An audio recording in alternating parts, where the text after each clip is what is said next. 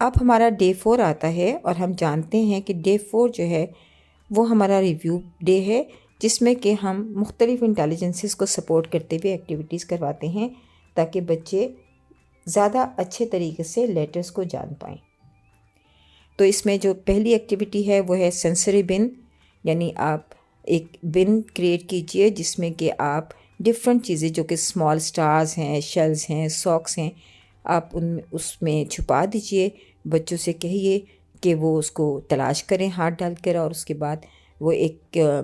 اس کو ڈسکرائب کریں اس کو، یعنی ایک شو اینڈ ٹیل والی ایکٹیویٹی بھی ہو سکتی ہے، اس کو سینسری بن بھی ہم کہتے ہیں، کیونکہ بچے اس میں اپنے لسننگ کی، اسپیکنگ کی، اور ساتھ ساتھ وہ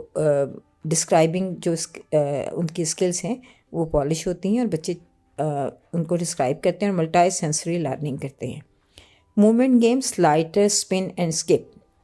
آپ ان کو تینوں موومنٹ کا انٹروڈکشن دیجیے، سلائڈر کا بھی، اسپن کا بھی اینڈ اسکپ کا بھی،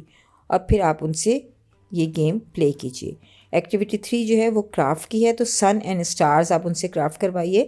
ان سے ڈرا کروائیے، کلرز کروائیے، ڈیکوریٹ کروائیے، اور انہیں بتائیے کہ سن اینڈ اسٹارز کی جو بگننگ ساؤنڈ ہے وہ سن اسٹار۔ تو اس طرح بچے بار بار جب ساؤنڈ پریکٹس کریں گے تو وہ ساؤنڈ کی ریکگنیشن بہت اچھے طریقے سے کر پائیں گے۔ ایکٹیویٹی 4 جو ہے وہ like a snake, like a snake. تو اس طرح بچے جو ہیں وہ ساؤنڈ پریکٹس کریں گے۔ ساؤنڈ پریکٹس بہت ضروری ہے لینگویج ڈیولپمنٹ کے لیے، کیونکہ جب بھی ہم کمیونیکیٹ کرتے ہیں تو ہم ورڈز کی ساؤنڈ کو یوز کرتے ہیں، تو بچے کی ساؤنڈس، لیٹر ساؤنڈس جتنی بہتر ہوں گی وہ اتنا اچھا ورڈ کو پروناؤنس کر پائے گا، اور اس طریقے سے وہ اچھا کمیونیکیٹ کر پائے گا۔